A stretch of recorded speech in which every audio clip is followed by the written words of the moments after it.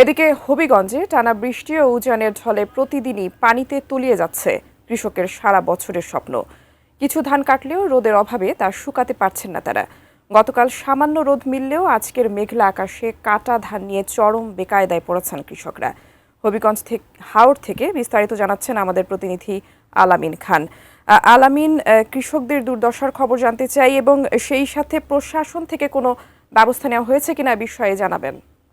ধন্যবাদ। আপনি যেমনটা বলছিলেন হবিগঞ্জের কথা যদি আপনাকে বলি যে আপনারা জানেন যে হবিগঞ্জেও যে জেলাটি পুরো জেলাটি একটি হাওর অঞ্চল। এখানের যে যারা মানুষ রয়েছেন তারা অধিকাংশ কিন্তু কৃষির উপর নির্ভরশীল। যদি বলি প্রথম শুরু থেকেই কিন্তু প্রথমে শ্রমিক সংকট ছিল। তারপর আপনি জানেন যে তেলের সংকট ছিল, সে কারণে হারভেস্টার মেশিন বন্ধ ছিল। তারপর টানা বৃষ্টিতে কিন্তু যে কৃষকদের যে পাকা ধান সেটি কিন্তু তলিয়ে গিয়েছে। সেজন্য আসলে কৃষকরা কিন্তু চরম বেকায়দায় তারা সময় কাটাচ্ছেন এবং কৃষকরা কান্না করছেন। এখন পর্যন্ত যদি আপনাকে বলি যে জেলা প্রশাসন থেকে আমরা যতটুকু জানতে পেরেছি, আমাদেরকে জানিয়েছেন যে তারা শ্রমিকের বিষয়টি তারা দেখছেন, কিছু শ্রমিক বাড়ানো যায় কিনা। আমরা একটু কথা বলবো একজন কৃষকের কাছে। আসলে ভাই আপনি আসসালামু আলাইকুম।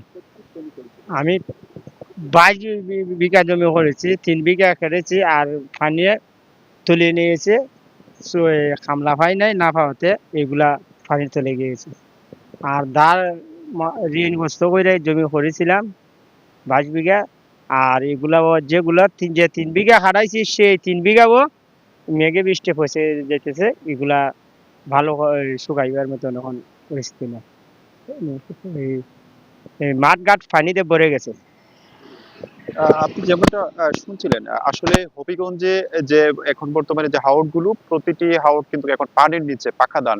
এবং বৃষ্টির আগে যেগুলো ধান কৃষকরা কিন্তু কেটেছিলেন সেটি কিন্তু এখন আপনি জানেন যে সেটি কিন্তু পচে গিয়েছে অনেকটা। কিন্তু এখন গতকাল থেকে সামান্য রোদ দেখা দিয়েছিল। আজ কিন্তু সকাল 11টার পর থেকে রোদের দেখা মিলেছে। সে কারণে কৃষকরা কিন্তু ধান শুকাচ্ছেন এবং তলিয়ে যাওয়া যেগুলো জমি রয়েছে সেখান থেকে কিন্তু কৃষকরা চেষ্টা করছেন কিছু ধান কাটা যায় কিনা। সে কারণে যদি বলি আপনাকে, একদিকে ধান শুকানো যেহেতু কিছু রৌদ্র উঠেছে, আরেকদিকে হচ্ছে কৃষকরা যে তলিয়ে গিয়েছে যে হাওর গুলো, সেই হাওর থেকে ধান উঠানোর চেষ্টা করছেন।